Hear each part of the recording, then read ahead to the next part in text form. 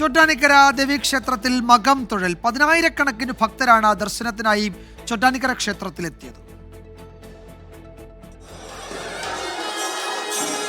കുംഭമാസത്തിലെ മകം നാളിൽ ഉച്ചകഴിഞ്ഞ് 2 മണിക്ക് മിഥുനം ലഗ്നത്തിലാണ് മകം തൊഴൽ ചടങ്ങിനായി ക്ഷേത്രനട തുറന്നത്.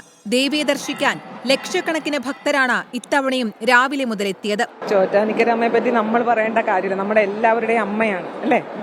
നമ്മളിവിടേക്കുന്ന ഓരോ വ്യക്തിയും ഈ മണ്ണിൽ ഈ നിമിഷം ഇവിടെ നിൽക്കണമെങ്കിൽ അത് അമ്മ വിചാരിച്ചിട്ട് മാത്രമാണ്. ഞാൻ അറിയാത്ത ഒരു വ്യക്തി എന്നെ വിളിക്കുന്നു, കേറ്റുന്നു, ഇവിടെ വന്ന് നിൽക്കുന്നു, ദേവേട്ടനെ കാണുന്നു, ഇവിടെ നിൽക്കുന്നു.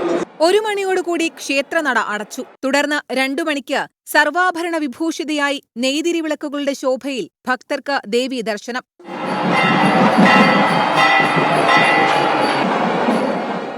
നടൻ ദേവനടക്കം ചലച്ചിത്ര രംഗത്തെ നിരവധി പ്രവർത്തകരും ദേവിയുടെ ദർശനത്തിനായി എത്തി. എന്തായാലും വളരെ സന്തോഷമായി, വലിയ ഭാഗ്യം.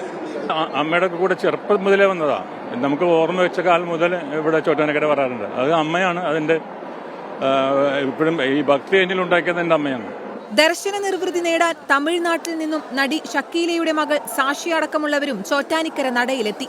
വില്യമംഗലം സ്വാമിയാർക്ക് ദേവി വിശ്വരൂപ ദർശനം നൽകിയ ദിനത്തെ അനുസ്മരിച്ചാണ് മകം തൊഴൽ നടത്തുന്നത്. എന്നാൽ കാത്തുനിൽക്കുന്ന അവസാന വിശ്വാസിക്കും ദേവിയെ കണ്ടുമടങ്ങാനുള്ള സൗകര്യമൊരുക്കുമെന്നാണ് ദേവസ്വം ബോർഡ് അറിയിച്ചിരിക്കുന്നത്. ഇച്ഛാശക്തി, ജ്ഞാനശക്തി, ക്രിയാശക്തി എന്നീ 3 ഗുണങ്ങളോടും കൂടിയ ദേവിയെ കണ്ട് ഭക്തർ സംതൃപ്തിയോടെ മടങ്ങുകയാണ്. ഇനി അടുത്ത ദർശനത്തിനായി 1 വർഷക്കാലം നീണ്ട കാത്തിരിപ്പ്.